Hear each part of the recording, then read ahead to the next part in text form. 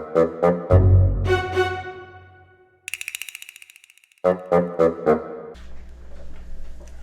Austin, nice to see you. Nice to meet you.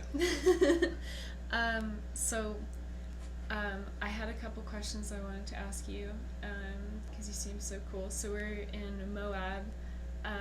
What compelled you to move to the desert? Backpacking trip that I took a couple years ago where I was kind of drifting and directionless and ended up in Moab due to a friend and a whole crazy incident that nearly killed me in Zion. And I don't know what it was about this place, but it had this really crazy energy to it where it just kind of drew me in. And I feel like that's something I've heard echoed throughout a lot of people, especially people that have come here, is I've met tons of people here who are from all over the country, all over the world, and they all say that describe this place as the Vortex, where like people will just be of certain kind of kindred spirits are just drawn here in a certain way. And it's just this land of adventure, and you can always find a community here no matter who you are, as long as you're open-minded enough to go on these adventures and with these new people you met. So That's so cool. It seems kind of like people like water would like run off the rocks and like collect in the middle of Moab. yeah, pretty much. Actually, there's a I don't know, pseudo legend. I don't know really what to call it, but it's this. It's a place called Matrimony Springs. It's right on the side of the road, on River Road, where the legend is that if you drink from the water, you're symbolically married to Moab, and you're destined to either live here or come back over and over again. And a lot of people who have drank the water, you think like at one point it's this like, it's just a nice little touristy thing, it's just something to do while you're here if you meet a local or something like that. But that water's potent. That water is no joke. Like there's so many people who are like, yeah, I drank the water jokingly, whatever, and now I live here. And I'm one of those people. I drank the water before I left the first time I came here. And then ever since then, I was just like, I need to get back there. I need to get back there. Like the entire time I went back home to Pennsylvania, I was just making a whole bunch of money, just thinking like I need to get back there at some point. I'm going to move there. And then I ended up finding a application online for this hostel. And jumped on it immediately within the first 2 minutes of it being posted. And then for some reason, like I just knew in my bones that I was going to get the job, and I did. And then I came all the way across the country to live in a closet in a bathhouse and just figured it out. Yeah. Is your relationship with the sun super good? Well, I'm Scottish, and I'm getting an okay tan on right now. I'm very pale, and I'm getting more acquainted with the sun. Let's put it that way. That's really cool. Have you ever had an out of body experience? Oh, 100%.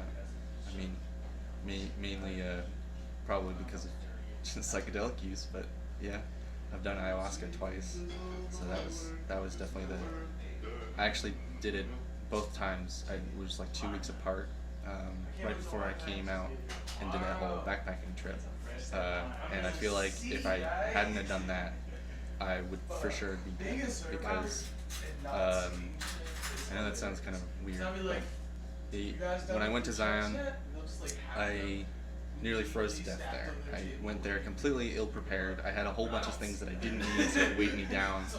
And I was just very ignorant about traveling alone and stuff like that. And I thought, hey, it's the desert, even though it's it's April, like the middle of the day, it was like 80 degrees, and then at night it got down super cold. There was like a cold front that moved in or something like that. It got below freezing. Damn. I didn't have a sleeping bag. I just spent the whole night just like shivering up, and like wearing all my clothes and everything like that. And it was just really, really brutal. And I feel like because I had that experience with ayahuasca before I went out there, I had this overwhelming like drive and motivation to be alive in that moment. Like I just was like I know I'm not dying because of what I experienced in that. And the ayahuasca is like a whole other story. Like I could talk for ages about that, but both of those I would say were out of body experiences where I was just like kind of finding ways to get through the moment that I was in at that time. Like when I was like, it was in the middle of the night, and the whole night felt like the longest night of my life. There was a point where like, and this apparently is common amongst people who are freezing to death, like they want to take off their clothes because you want to like feel your skin to skin contact. You feel a little bit warmer.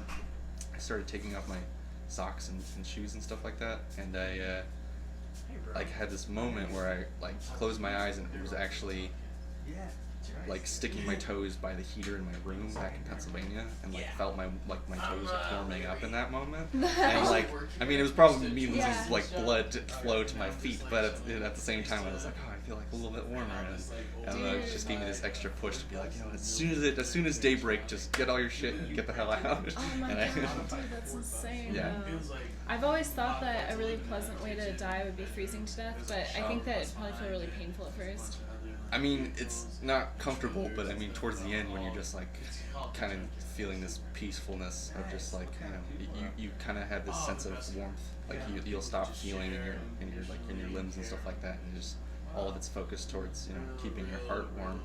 And so I mean, I've heard the same thing. It's like this peaceful, nice way to go. But yeah, obviously, and sometimes I like to entertain the thought of maybe I did die and all this stuff, all this subsequent stuff afterwards, because it was just so cool, and meeting all these people and all these things are like, so many times. like all this is just a dream of like what could have been, and I actually did die down there, and this is all just like going on in my head in like the last moments of my life, and like this is like what would my life would have been, how would have it turned out if I had lived, or something like that. But, well, I can tell you that I'm experiencing this. And so either I've died, or this is all a dream, or I'm a creation of your reality. Yeah. I don't know. Or I've thought, you know, like your consciousness could be like inside of me, or like inside of like everything, but then animating itself to entertain itself. Yeah, exactly. That's so cool.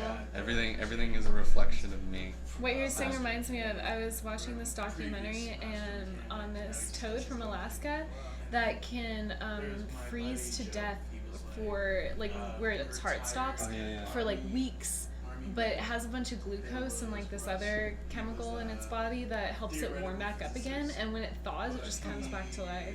Yeah, I've seen things about that. I don't know too much about it, but I've heard of stuff like that. Yeah. I've always been intrigued because I think that people focus on like consciousness a lot, but I don't really hear a lot of talk about like the more like material, or like some people will separate consciousness and like objects, like the body, for instance, or something. Like, what do you think the body is? So, and this is kind of something that I learned on that whole ayahuasca experience. I learned a whole lot, I feel, about the way things are as far as the nature of life and death and what all of that means. And my interpretation of it was everything is energy. Everything is made up of energy. Everything manifests differently with that energy. But we all come from the same place. We're all made of star stuff, you know, as Carl Sagan said, and stuff like that.